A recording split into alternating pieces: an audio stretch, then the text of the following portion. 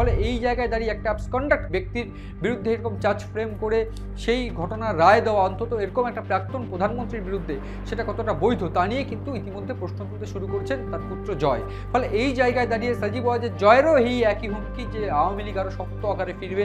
একদিক থেকে আওয়ামী লীগ 1975 সালের পর আমরা দেখেছিলাম যে কীভাবে কোণঠাসা হয়ে পড়েছিল, তারপর শেখ হাসিনা একেবারে 1981 সালে সভাপতি নির্বাচিত হয় এবং সেই সময় তিনি ভারতেই ছিলেন। তারপর থেকে ফের তিনি যান এবং এরশাদ সহ সবার বিরুদ্ধে লড়াই করে, বিএনপি জামাত সবার বিরুদ্ধে লড়াই করে ফের ক্ষমতা ছিনিয়ে নেন এবং সেই 2008 সালে পার্মানেন্টলি 16 বছরের জন্য সেই যে ক্ষমতা, বা 2008 সালে যে ক্ষমতা তিনি ছিনিয়ে নেন, সেটা দীর্ঘ 16 বছরের ইতিহাস সবাই আমরা জানি। ফলে এই যে জায়গা, সেই জায়গাটা অত্যন্ত গুরুত্বপূর্ণ। তার কারণ এটা পরিষ্কার যে শেখ হাসিনা ভারতে এই মুহূর্তে রয়েছেন এবং ভারতের কাছে বাংলাদেশ এই মুহূর্তে তাকে ফেরত চেয়েছে।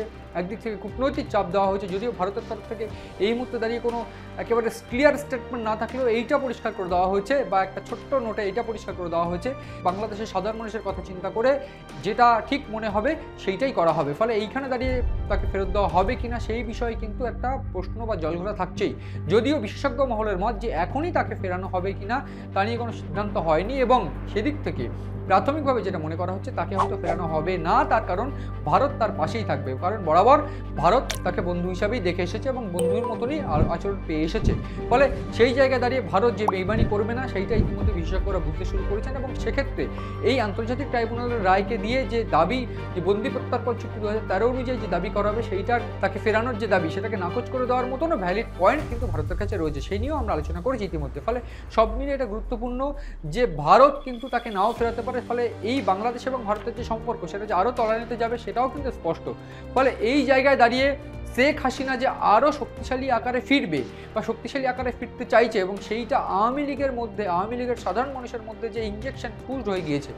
একদিক থেকে 13ই নভেম্বর আমরা দেখেছিলাম যে কিভাবে লকডাউন, এবং তার ফলে গোটা বাংলাদেশ জুড়ে 6 লাখ হয়ে গিয়েছিল সেনা, এবং একদিক থেকে এই আওয়ামী লীগের যে চরিত্র বা আওয়ামী লীগের আমরা দেখেছি একেবারে পথে নেমে আন্দোলন, সেই আন্দোলন কিন্তু তারা দেখিয়ে দিয়েছে বিভিন্ন ক্ষেত্রে। লকডাউনের যে জায়গাগুলো আমরা দেখেছি, এবং তার পাশাপাশি গোপালনগর সহ বিভিন্ন জায়গায়, ধানমন্ডি সহ বিভিন্ন জায়গায় কিন্তু আওয়ামী লীগের একটা উপস্থিতি কিন্তু এই মুহূর্তে রয়েছে, এবং ঠিক সেই জায়গায় দাঁড়িয়ে বিভিন্নভাবে ঢাকা জুড়ে মিছিল আমরা দেখেছি সাম্প্রতিককালে যে শেখ হাসিনা ফিরছে।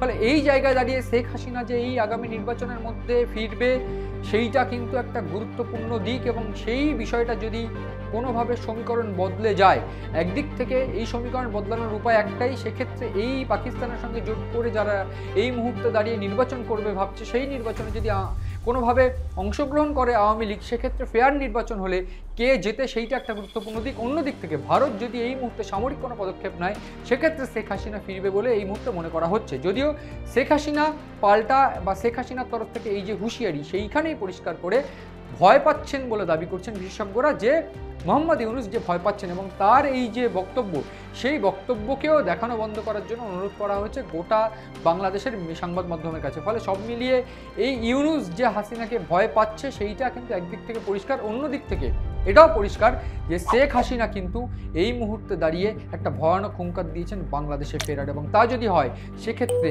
আদতে ফাঁসির দড়ি কার গলায় ওঠে সেইটাই দেখার অপেক্ষা। ফলে সব মিলিয়ে এই অনুষ্ঠান কেমন লাগলো জানান কমেন্ট করে, এবং দেখতে থাকুন আপনাদের পছন্দের অনুষ্ঠান ইনসাইট।